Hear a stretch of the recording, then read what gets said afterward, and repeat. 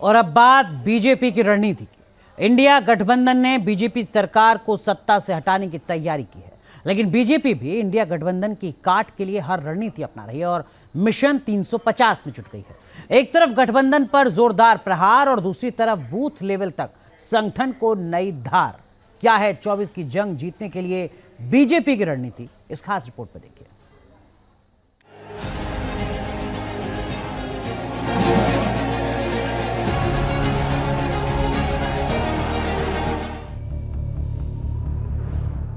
मोदी को रोकने के लिए मुंबई में 28 दलों के नेताओं का एकजुट होना यह बताता है कि 24 का चुनाव इस बार कांटे का होने वाला है।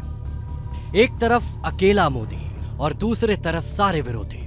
सवाल यह है कि क्या ये सारे दल इकट्ठा होकर मोदी के विजय रथ को रोक पाएंगे? विपक्ष की एकजुटता अपनी जगह है, लेकिन ऐसे कई सवाल हैं जो बार बार उठेंगे, जिस पर गठबंधन के दल एक मत नहीं होंगे। इन सवालों पर बात आगे होगी, लेकिन मोदी को रोकना इतना आसान किसी के लिए भी नहीं।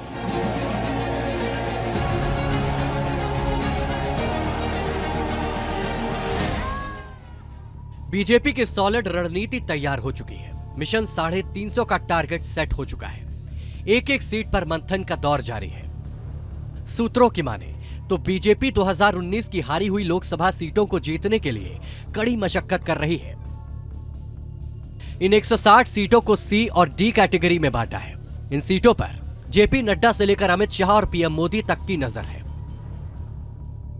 मिशन 160 में ज्यादातर सीटें दक्षिण भारत की है। यूपी, झारखंड, महाराष्ट्र, पश्चिम बंगाल की भी सीटें हैं। यूपी की 16 सीटों पर बीजेपी 2019 में हारी थी। 2 सीट पर हुए उपचुनाव में जीत दर्ज कर ली। बाकी बची 14 लोकसभा सीटों पर फोकस किया जा रहा है। मध्य प्रदेश की छिंदवाड़ा सीट पर भी बीजेपी का फोकस है। छिंदवाड़ा से कमलनाथ के बेटे नकुलनाथ सांसद हैं। बिहार में लोकसभा की कुल 40 सीटें हैं। बीजेपी के पास वर्तमान में 17 सीटें हैं। बीजेपी की निगाह जेडीयू की 16 और कांग्रेस की 1 सीट पर है। इन सीटों पर जीत हासिल करने के लिए बाकायदा नेताओं को जिम्मेदारी भी सौंप दी गई है। बीजेपी छोटे दलों को साथ लाकर भी अपनी ताकत बढ़ा रही है। हाल ही में जीतन राम मांझी, उपेंद्र कुशवाहा, ओपी राजभर को एनडीए में शामिल कर बीजेपी ने बड़ा दांव चला है।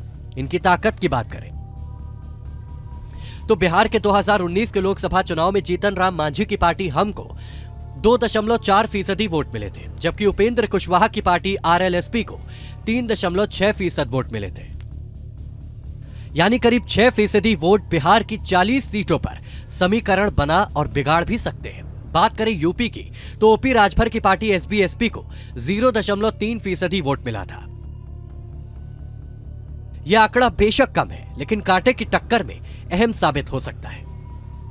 बात करें गठबंधन की चुनौती से निपटने की तो बीजेपी भ्रष्टाचार, बेमेल गठजोड़ को लेकर सबसे ज्यादा हमलावर है। विपक्ष के खिलाफ यह नैरेटिव गढ़ बीजेपी जनता के बीच बड़ा संदेश देना चाहती है। यही इनका एजेंडा है। कॉमन मिनिमम प्रोग्राम और मैक्सिमम प्रॉफिट कैसे हो, कम से कम काम और ज्यादा से ज्यादा कमाना, यह किस प्रकार हो, यही इनकी नियति है, यही इनका उद्देश्य है। इस घमंडिया गठबंधन का उद्देश्य यही है, मिनिमम प्रोग्राम, मैक्सिमम प्रॉफिट। और दूसरा है सीएमटी का एक और फुल फॉर्म भी है, करप्शन से मैक्सिमम प्रॉफिट। आत्मविश्वास से लबरेज बीजेपी का कहना है कि विपक्ष की मिसाइल कभी लॉन्च नहीं होगी, क्योंकि उसमें फ्यूल ही नहीं है। आपके मिसाइल में फ्यूल नहीं है। 2013 से 1000 कोशिश आप कर चुके हैं। खाट यात्रा, अमुक गठबंधन, तमुक गठबंधन, सब कुछ आपने कर लिया है कि आपका मिसाइल कैसे भी करके लॉन्च हो। ये आप घमंडिया गठबंधन करके आप सोच रहे हैं कि आपका मिसाइल लॉन्च हो जाएगा। नो। विपक्ष बेशक एकजुटता की बात कर रहा है, लेकिन कई राज्यों में पार्टी एक दूसरे की जानी दुश्मन है। इसी आधार पर पीएम मोदी लगातार हमले कर रहे हैं। वहीं बीजेपी भी राज्यों का उदाहरण देकर विपक्षी एकता की हवा निकालने में जुटी है। Now Mamata Banerjee and our opposition, all the opposition, Congress, CPM, they are following one formula, that is Kushti in Bengal, Dosti in Delhi and Mosti in rest of the India. So in Mumbai they are going for the Mosti, let them do the Masti.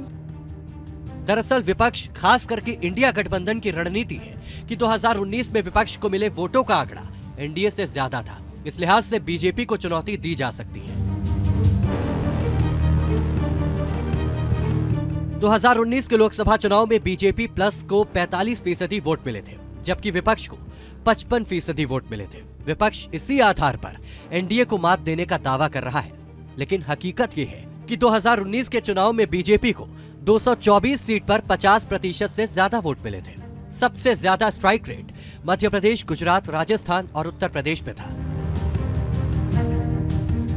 यानी साफ है कि विपक्ष अगर एकजुट भी होता है तो 224 सीटों पर बीजेपी को हराना मुश्किल होगा।